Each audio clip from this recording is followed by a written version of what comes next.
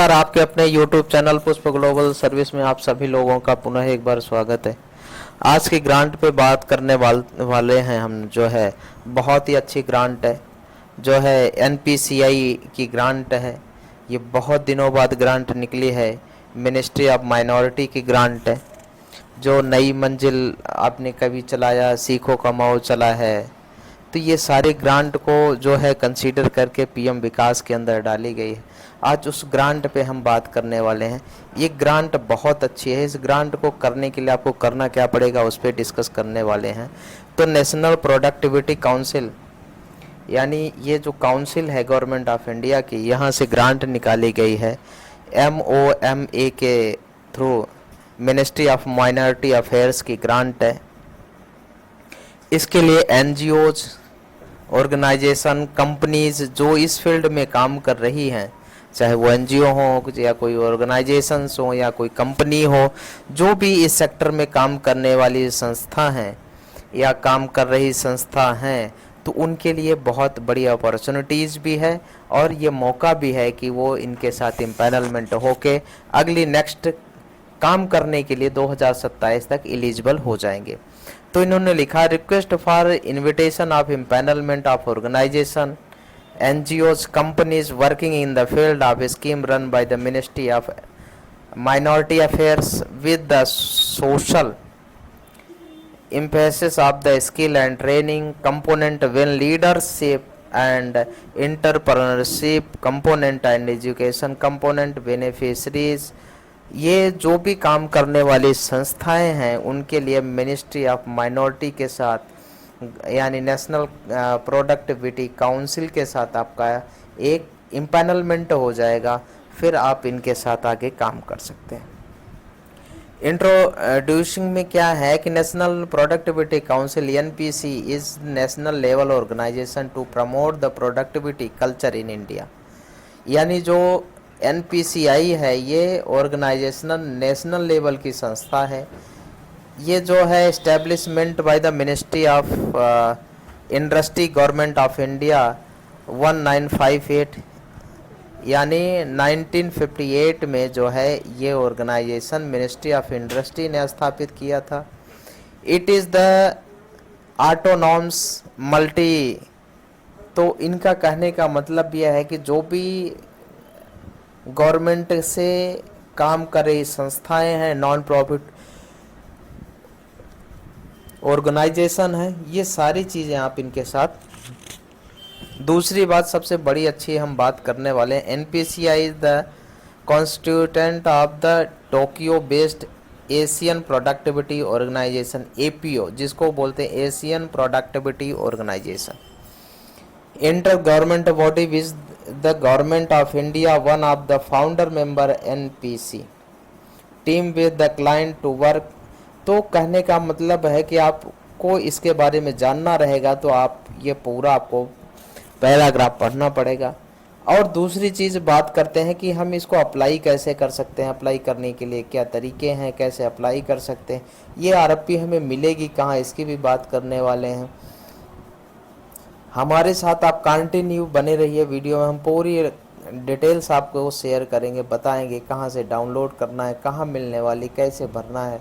इसके साथ साथ जो भी अगर किसी को भी कोई दिक्कत होती है तो अगर आप हमारे कम्युनिटी मेंबर हैं, चैनल्स मेंबर हैं, तो आपको इसकी डिटेल्स हमारे उस वाले ग्रुप में डाल दी जाएगी।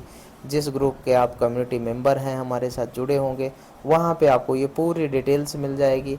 डिटेल्स के साथ साथ वहाँ पे आपको इसको अप्लाई करने का पूरा लॉगिन ID एवरीथिंग, आपको सारी चीज़ें उधर उपलब्ध कराई जाएगी कि आप उस पर क्लिक करें, सीधा आप रजिस्ट्रेशन नाउ पे पहुंच जाएंगे। और वहां से आपको रजिस्ट्रेशन करना है, डिटेल्स पंच करने हैं, फिल आउट करना है, फिर कैसे सबमिट करना है, प्रोजेक्ट को कैसे अप्लाई करना, everything it should be there in that group community member also.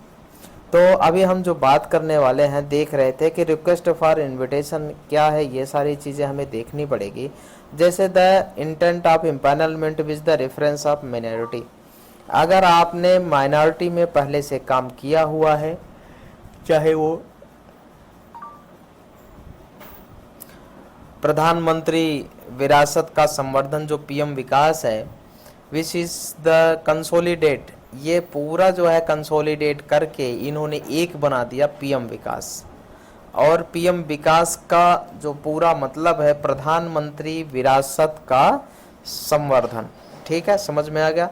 अब इसको कंसोलिडेट करके जो पहले सारी स्कीम चलती थी, सीखो एंड कमाओ एंड उस्ताद, हमारी धरोहर, नई रोशनी, नई मंजिल, ये सब को कंसोलिडेट करके पीएम विकास कर दिया, यानी प्रधानमंत्री विरासत का संवर्धन कर दिया, जिसको हम पीएम विकास कहते हैं। इस सेक्टर को मिनिस्ट्री ने जो है अलीगन कर दिया। 15 फाइनेंस कमीशन इस cycle period in the extending up to the 25-26। ठीक है ना, तो आपको डाउट ये क्लियर हो गया। सबमिशन प्रोसेस क्या होने वाला, the following documents paper must be submitted, the empanel made the consideration valid the 27 तक। ये 27 तक आपका वैलिड रहने वाला है, जिसकी लास्ट डेट है 9 जून 2025, यानी last date for application of the 9 June 2025। I hope it is clear in this part. And next part is, आप कौन कौन क्या चीज़ें होनी चाहिए। Copy of the registration in corporation, NGO Darpan ID must होना है। अगर आपका एनजीओ है तो आपको ये चीज़ें होनी चाहिए। आपकी कंपनी है, आप उसके लिए जीएसटी होना कंपलसरी है, तो इसका आप लोग विशेष ध्यान रखें। ठीक है, अगर आप लोगों ने पहले एमओएमए के साथ पहले काम किया है तो उसके डॉक्यूमेंट आप लगा सकते हैं, उसके लिए भी आपको वैधता दी जाएगी। दूसरी बात है टर्म्स एंड कंडीशन, आपको एनेक्सर में देखना पड़ेगा। एप्लीकेशन में भी सबमिटेड क्या क्या सबमिट करना रहेगा, इसके बारे में आपको यहाँ से देखना रहेगा। इसके बाद how to apply, application should be submitted via email. जो ईमेल आईडी दी गई है, इस ईमेल आईडी पे आपको प्रपोजल को सबमिट करना रहेगा। And CC to in this mail ID also before the specific date, जो डेट दी गई उस डेट के अंदर आपको सबमिट करना रहेगा। I hope it is clear in this part how to apply. ठीक है, ये रहा annexure 1। Annexure 1 format to be letter head, आपको ये लेटर हेड पे भरना रहेगा। देखिए मैं आपको बता दूं, हमारे पास क्या है, हम कोई कट पेस्ट करके आपको वीडियो बना के देने का कोई अपना शौक नहीं। हमारा है जो रियल डेटा है, रियल चीज़ है, रियल आप तक पहुँचे। आप जितने लोग भी काम कर सकते हैं, जितने लोगों को बेनिफिट हो सकता है, जेन्युइन हो और जेन्युइन तरीके से आप काम करें। 2 रुपए फालतू लगे लेकिन काम ठीक होना चाहिए। वो नहीं कि भैया दे दिया, कर दिया, छोड़ दिया, मतलब नहीं, चीज़ें ठीक हो। हमारे साथ जो बराबर जो जुड़ के काम कर रहे हैं, बहुत ही मिनिमम कम प्राइस में, जिनका मंथली हमें एक्सपेंस पे कर रहे हैं, उनके मंथली बिना किसी भी प्रपोजल को चार्जेस लिए बिना हम प्रपोजल डाल रहे हैं। क्योंकि आप हमारे कंटिन्यूअर हमें एक मिनिमम अमाउंट दे रहे हैं। उस मिनिमम अमाउंट, क्योंकि आप अपने यहाँ ऑफिस खोलेंगे, बच्चे रखेंगे, आपको बहुत कॉस्ट लगेगी।